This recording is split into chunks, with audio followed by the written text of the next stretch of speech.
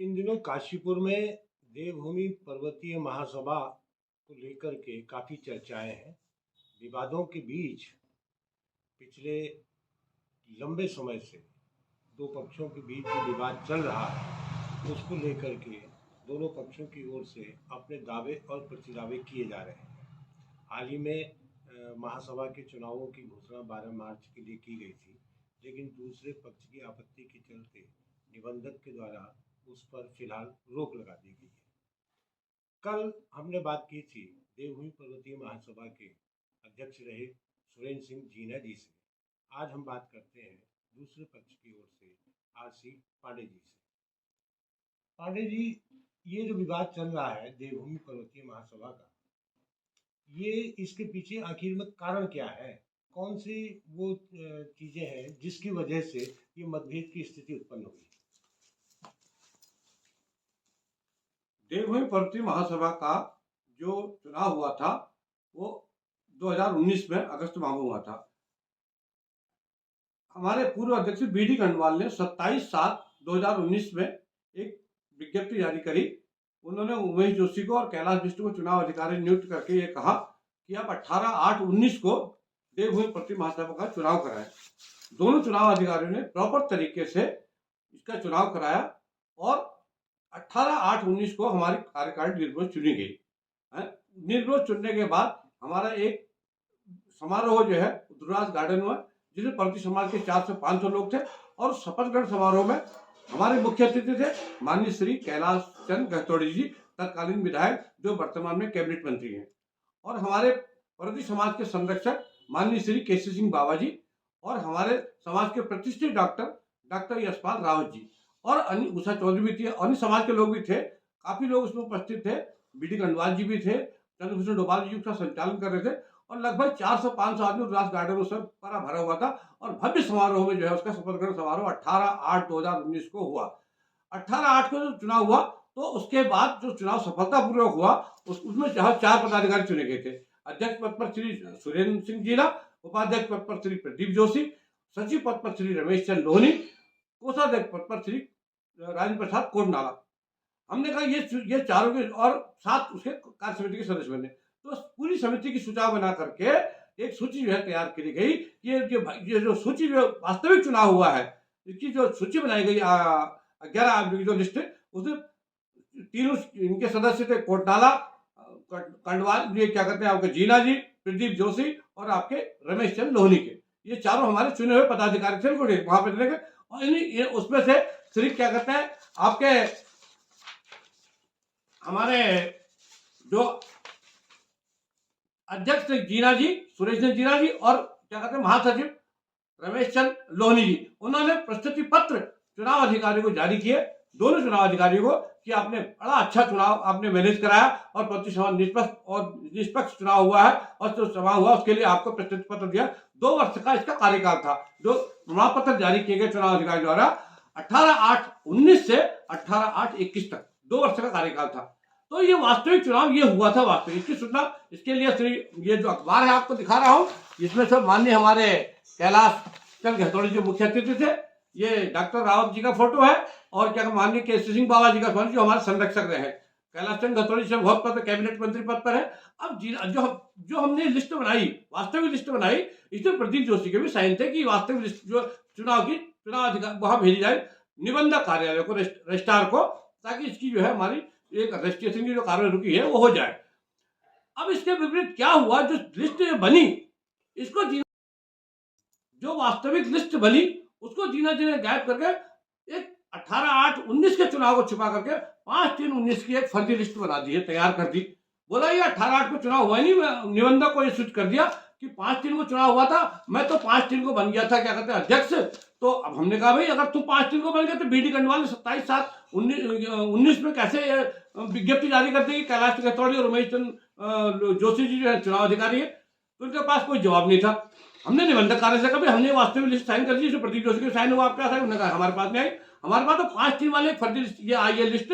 इसमें रमेश चंद लोहनी जो निर्वाचित सेक्रेटरी थे उनका नाम काट करके योगेश चंद जोशी का नाम लिख दिया गया 5/3 में। अब आपको बता रहा हूँ रमेश चंद लोहनी कितने समय तक हमारे सेक्रेटरी रहे। रमेश चंद्र लोहनी ने जब ये लिस्ट बनी तो उस समय रमेश चंद्र प्रस्तुति पत्र में रमेश चंद्र लोहनी के साथ एक मोमेंटो रामलीला में अक्टूबर में दिया गया मोमेंटो, ये मोमेंटो दिया गया अक्टूबर 2019 में, अक्टूबर 2019 में मोमेंटो दिया गया। इसमें सुरेंद्र सिंह जीना का नाम है और रवि लोहनी का नाम है कि ये महासचिव है और ये अक्टूबर 19 की बात है।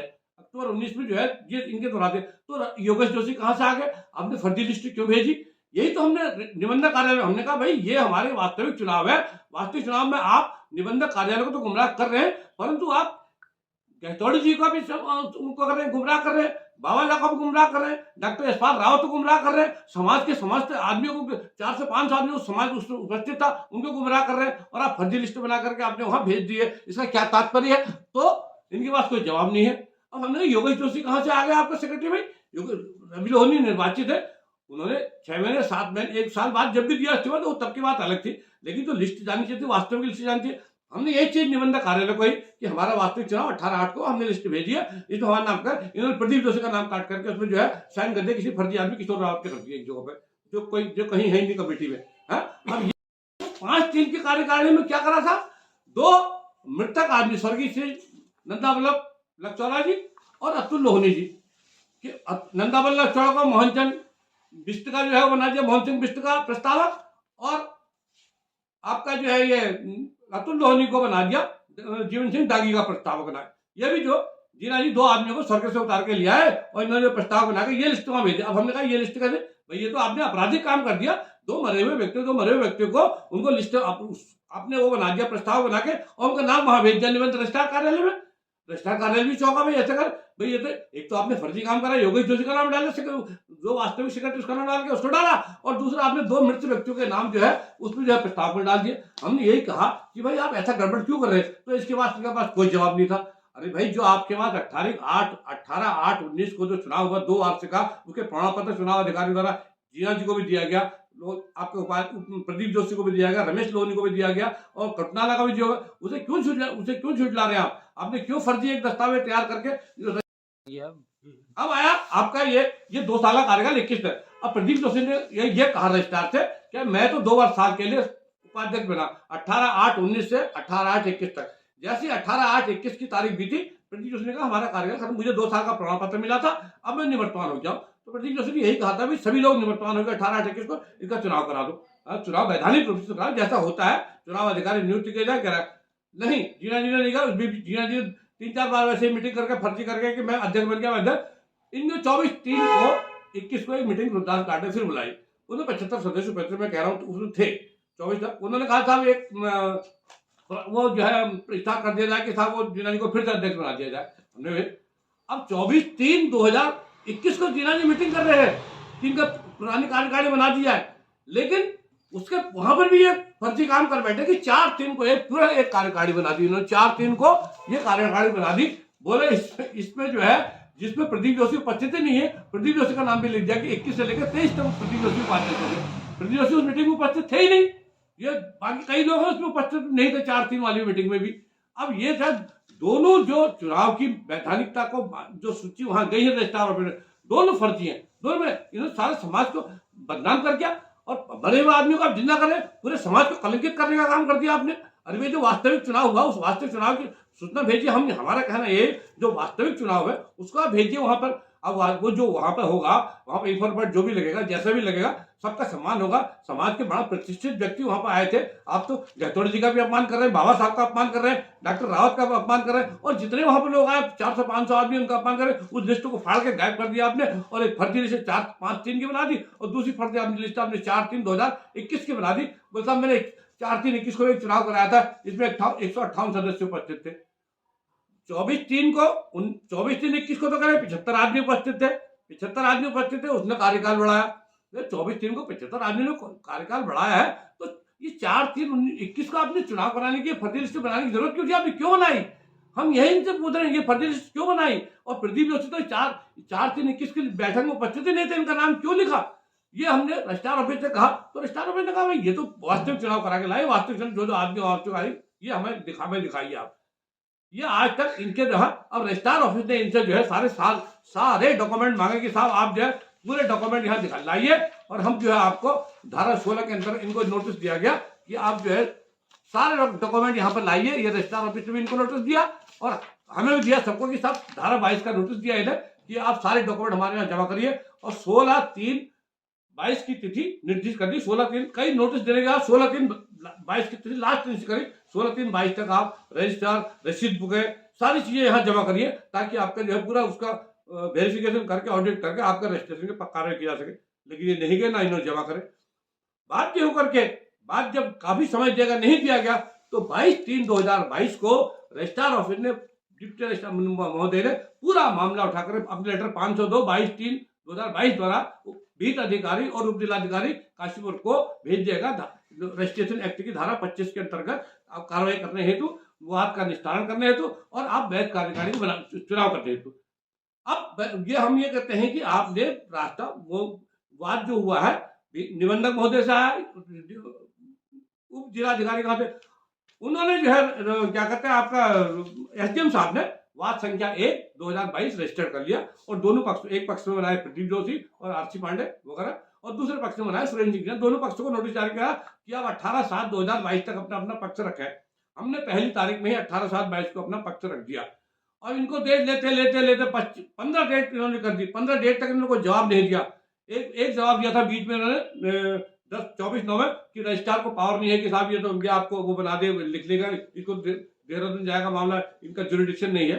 जब हमने एक्ट तो स्विच किया तो इनका वो जो आपत्ति थी उसको एसडीएम साहब ने कैंसिल कर दिया और वो इसमें दर्ज है, ये इसमें दर्ज है कि इनकी आपत्ति कैंसिल कर दी गई है, इसमें दर्ज है पूरा। हमने इसकी कॉपी भी ले ली है, इनकी आपत्ति दर्ज कर दी। अब फिर जब तारीख पे तारीख लेते रहे इन्होंने कोई जवाब देने, 15 तारीख लेने के बाद अब इन्होंने जो जवाब दिया है 1 फरवरी 2023 को दिया जवाब साहब इन्होंने।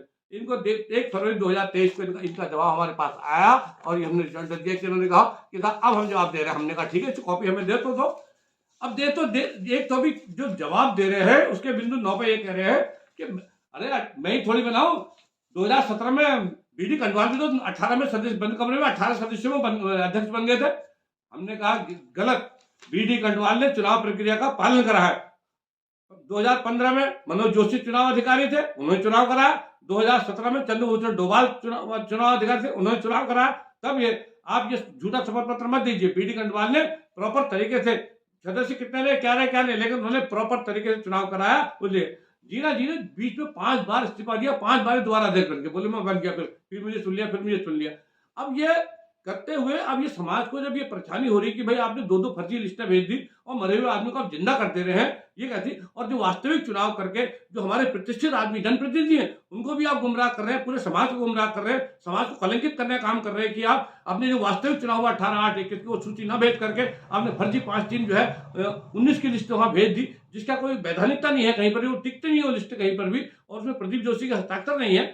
तो अब ये विभाग हुआ तो वहां से रजिस्ट्रेशन कार्यालय से का टर्न डाउन हो गया, ये रजिस्ट्रेशन आने के बाद टर्न डाउन हो गया। अब ये क्या करते हैं साहब, हमने एक बात कहा भाई अब आपका रजिस्ट्रेशन जो है समाप्त हो गया। रजिस्ट्रेशन एक्ट में लिखा है अगर 1 साल तक आपका रजिस्ट्रेशन नहीं होता तो रजिस्ट्रेशन अवैध हो जाएगा, वरना आपको 100% फीस जमा करके दोबारा आपको रजिस्ट्रेशन लेना पड़ेगा, नवीनीकरण कराओगे। इन्होंने 4 साल से नवीनीकरण नहीं कराया, तो सबको पता, पूरे समाज में बात है 4 साल से नवीनीकरण।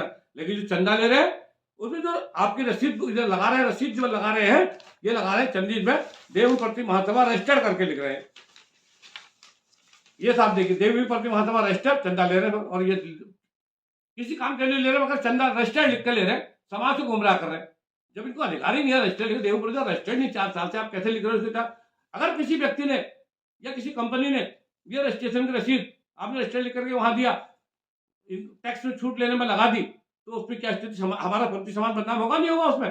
अगर वो वापस उसको अगर उसको पेनल्टी पड़ जाएगी आदमी को या किसी कंपनी को पेनल्टी पड़ जाएगी, आपने रजिस्टर की लिखा हमें ये रसीद क्यों भेजी, ये तो टैक्स छूट के दायरे में आती नहीं है। टैक्स छूट उसी को मिलती है जो संस्था रजिस्टर्ड होती है, उसका वो लेना पड़ता है उसके लिए, तब आप क्यों बताते हैं ऐसा? लेकिन जीना जी समाज को गुमराह करने माहिर है और क्या कहते हैं उनको, कंपनी को गुमराह करने माहिर है। और बोले नहीं हमने रजिस्टर्ड लिखा हुआ सवाल, नवीनीकरण तो नहीं हुआ, रजिस्टर्ड नवीनीकरण ये नहीं हुआ। मैंने कहा जीना जी आपका अगर आपका लाइसेंस है निरस्त तो नवीनीकरण नहीं कराओगे, गाड़ी पकड़ जाएगी, आप अंदर हो जाओगे। आपका पासपोर्ट है, आप उसका दोबारा पासपोर्ट नहीं बनाओगे, 10 साल का होता है आपका पासपोर्ट, अगर रिन्यूअल नहीं है और आपका दोबारा पासपोर्ट नहीं आएगा तो आपको एयरपोर्ट के अंदर नहीं जाने देंगे, विदेश की यात्रा नहीं कर सकते आप। यही हाल इसमें भी है, आपके प्रति सभा अगर रजिस्टर्ड नहीं है, इसको आप झूठ बता करके रजिस्टर्ड लिख करके आप लोगों को गुमराह नहीं कर सकते हैं, आप लोगों को चेतावनी नहीं दे सकते हैं। ये हमारे बिंदु 3 हमने ये कहा।